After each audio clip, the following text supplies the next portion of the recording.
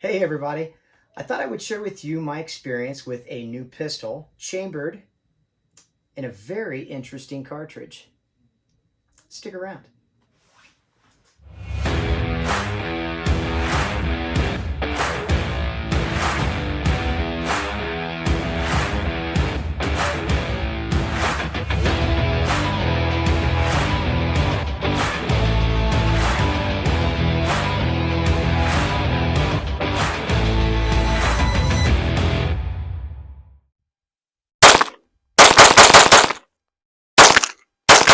So, this is the Nighthawk Custom GRP 5-inch government model 1911. Chambered in 30 super carry.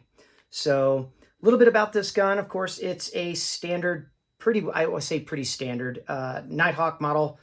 So the fit and finish is what you've come to expect from Nighthawk. Slide to barrel and slide to frame lockup is impeccable. There's no loose feel, no rattle, no clatter, or anything like that. Trigger feel is awesome. Trigger weight on this particular gun breaks at about 3.5 pounds. Nice, crisp, kind of that glass rod, so to speak, trigger break. Grip safety is nice and definitive. You get a really good feel in the hand. Hand depresses the grip safety. The grip safety doesn't take a whole lot of pressure to be able to defeat the trigger. So if I got the trigger press right there, just a little bit of pressure on the grip safety is enough to allow the trigger to, of course, allow the hammer to break. The great thing about this particular gun, or something special kind of sticks out to me on this particular gun, is this is built with Nighthawk's proprietary IOS, or interchangeable optics system. So you can see very, very closely, there is a very, very slight machine mill mark where there is a lock screw in the top, as well as a pin. So you undo the lock screw, you push the pin out, and you can take this entire plate and slide it off the back of the gun. So that allows you then to interchange a red dot optic mount plate onto a kind of a special dovetail that comes through the backside. So you slide the plate on with your optic on it, place the pin in it, tighten the screw back down, and you're ready to rock.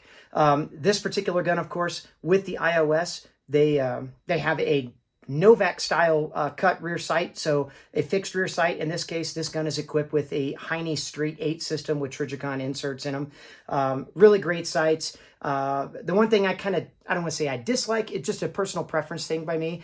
I like the Heine rear sight. I'm not a big fan of the straight 8s just because it's a little more visual noise to have to kind of align.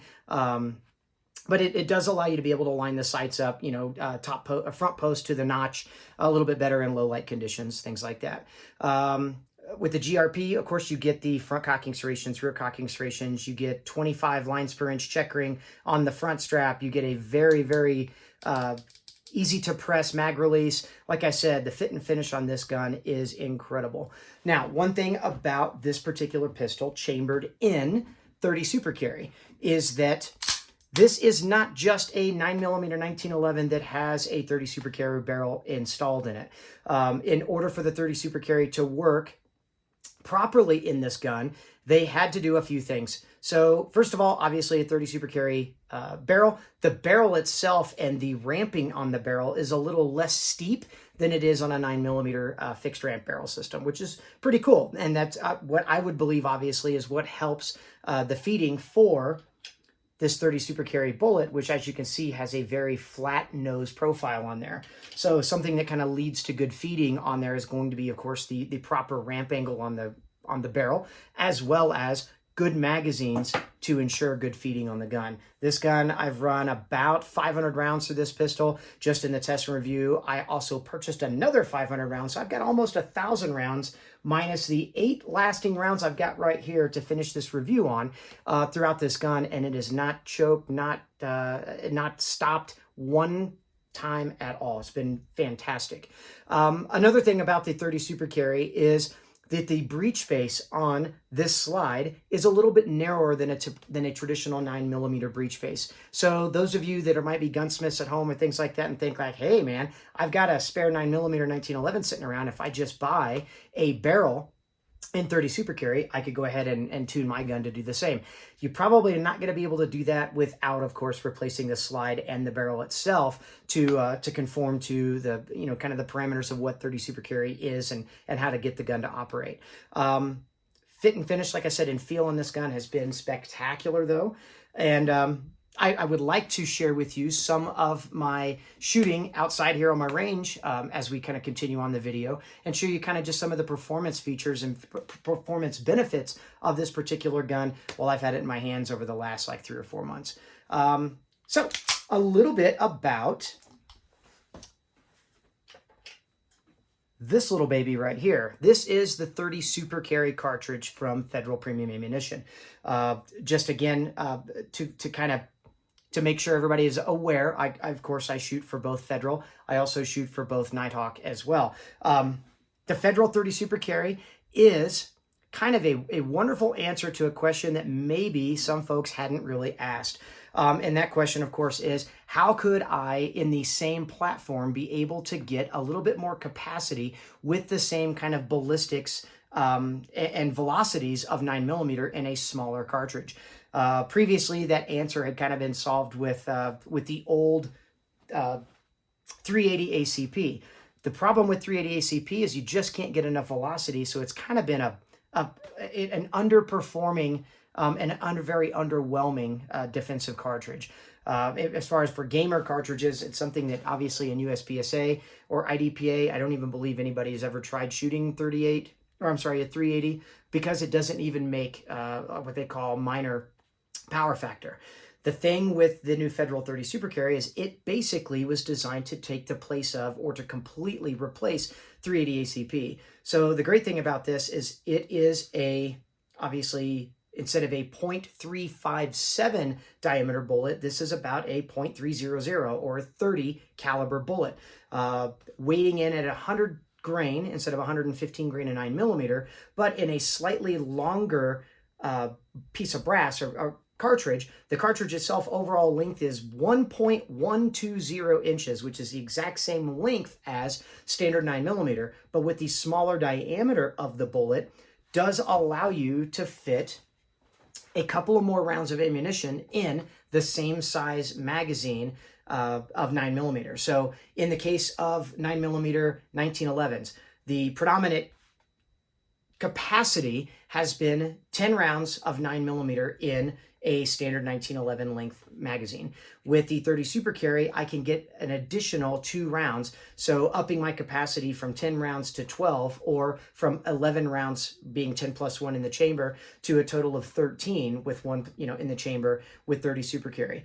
The great thing about the 30 Super Carry, and the thing that I've really fallen in love with it, is velocities. So I've taken the liberty of taking this gun to USPSA Area 1 Championships back in the beginning of June, and I took this gun along with a box of 30 Super Carry ammo with me to take to the chrono and have the chrono guy actually test this round and run the velocities on this round over a couple of Radar Labs chronos to see just exactly what the velocities were out of this gun. And surprisingly, Federal, of course, lists the velocities on this round at somewhere around 1,250 feet per second. This round out of that 5-inch barrel in that Nighthawk came in at about 1,320 feet per second average velocities, and that was velocities taken over 3 rounds turned into the average. So 1,320 feet per second on a 100 grain round, that makes about 131 and a half power factor, which definitely kind of meets the criteria for minor power factor in USPSA IDPA scoring, with the exception that unfortunately it doesn't fit the confines of minor because it is a 30 caliber bullet, and USPSA and IDPA state that the minor power factor has to be 0.357, but to each their own. It would be really cool, obviously, if this round were available or to be able to be used in USPSA. Even though it's not, this does not deter me from wanting to use this as a carry round. Some of the benefits of 30 Super Carry are obviously the increased velocity with lower pressure chamber, lower chamber pressures with the 30 Super Carry. 1,330 feet per second out of a 5-inch barrel, meaning I'm getting about almost 150 to almost 200 feet per second higher velocities than a standard 115 grain 9mm. Now, we're not taking into account any kind of plus P or anything like that. I do know that Federal has a Federal HST round that, of course, I believe they also have possibly in plus P. I'm not 100% certain on that. But the great thing about the 100 grain at that 1,300 feet per second or 1,320 feet per second is the flatter trajectory. So with meaning at like 25 yards, the typical kind of trajectory of 9mm is about a ½ inch to just a little over a ½ inch of what they would consider kind of bullet drop at 25 yards. With the 30 Super Carry, the higher velocities, you get a flatter trajectory. There is less than a third of an inch of bullet drop at that same distance. The other thing about this is because of the way the round is made, comparative to a 9mm, the slightly longer piece of brass with the smaller bullet, excuse me, you're able to not only get the chamber pressures down, but with the chamber pressures where they are, this gun with this round shoots exceedingly soft. I've been shooting an optimized 9mm 1911 for a number of years now with Nighthawk. And my optimized 9mm, which of course I've got a tungsten guide rod, a heavier frame, a lighter slide, all kinds of things to really optimize that gun around the 9mm cartridge.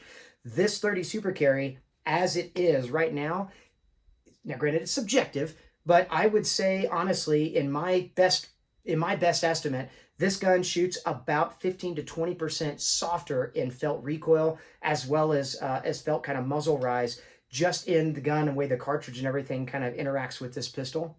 And some of my best performances in static drill, static performance with any particular gun and cartridge have been made now with this pistol. So let's go out to the range and kind of do some voiceover stuff here as I just kind of let you see me kind of running the gun through its paces and kind of share my experiences with you. Stick around. First thing I did was take the gun out and do a very slow fire 5-round offhand group at distances of both 10 yards, which I was extremely pleased with. And of course, then I'll back the distance up to 25 yards. Here, my 25 yard, you'll see me, I'll back up, and I'm actually aiming a couple of inches higher to kind of separate the 25 yard group from the 10 yard group. And then, of course, I'll show a picture of the target and let you see just how capable the gun was in my hands offhand at shooting pretty great slow fire groups. From there, then, of course, I'll do a 6-round bill drill. 6-round bill drill then kind of turns into just having some fun with the pistol. Also decided to show just how flat the gun is in the hands through the eyes of the camera. Everything's great. So anyway, as short as the range time that I showed kind of on video was, I thought I'd spare you all of the hours and hours and hours and hours and hundreds and thousands of rounds that I shot through this gun over the last 3 or 4 months. This gun and this ammunition has been an absolute delight to shoot.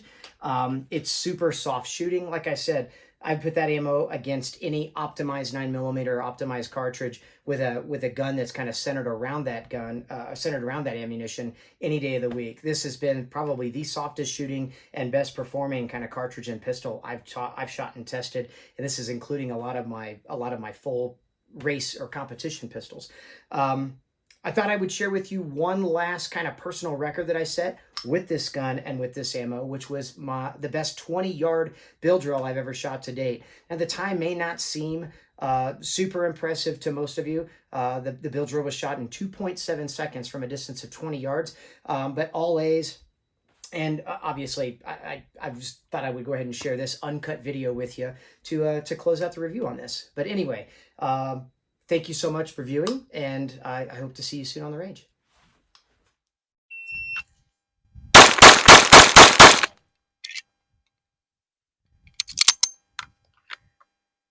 That was 2.70 from 20 yards away. Let's go uprange and take a look at this group of 6 rounds. Man. 1, 2, 3, 4, 5, and 6.